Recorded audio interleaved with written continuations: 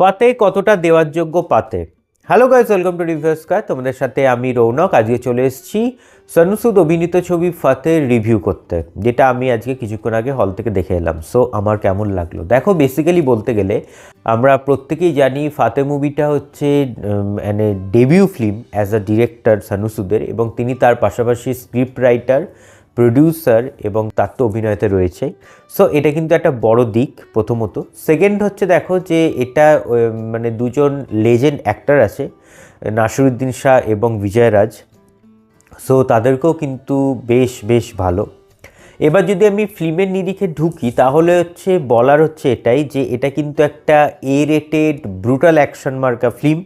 So বুঝতেই পারছো, তুমি যদি তোমার অ্যাকশন যদি ভালো লাগে, মানে তুমি যদি ভীষণভাবে অ্যাকশন ওরিয়েন্টেড ফিল্ম দেখার তোমার যদি অভ্যেস থাকে, তাহলে আমি বলবো যে তুমি অবশ্যই ফাতে গিয়ে দেখো। কারণ আমরা কিল দেখেছি, মার্কো দেখেছি, অ্যানিম্যাল দেখেছি, এবং সো তারপরে ফাতে মুভিটাকে কিন্তু আর আমাদের নিতে কোনো প্রবলেম হবে না। কারণ ফাতে মুভিটা যদি আমরা প্রথম পেতাম হলে, সো সেটা কিন্তু আমাদেরকে বেশ একটা নাড়া দিত।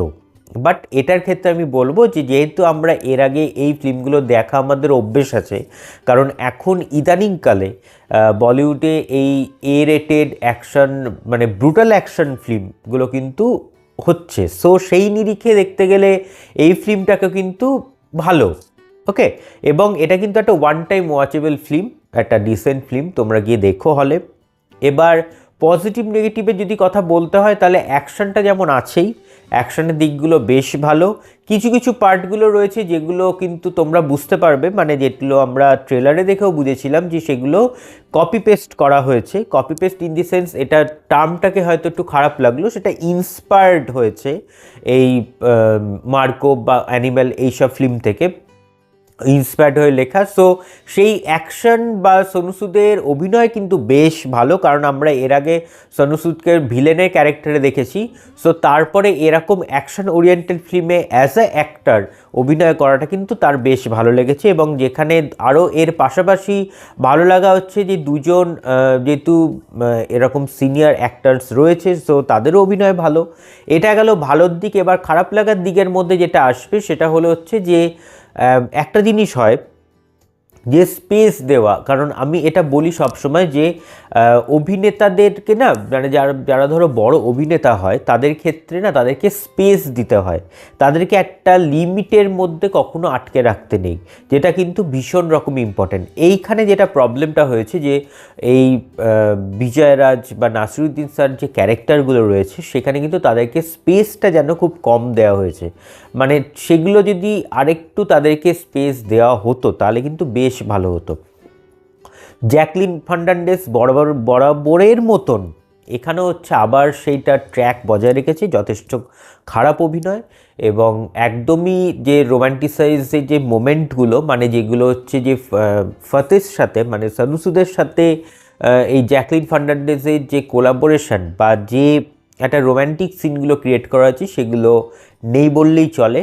জাস্ট সেগুলো আননেসেসারি টেনে হিচড়ে বাড়ানো হয়েছে, সেগুলো না করলেও চলতো।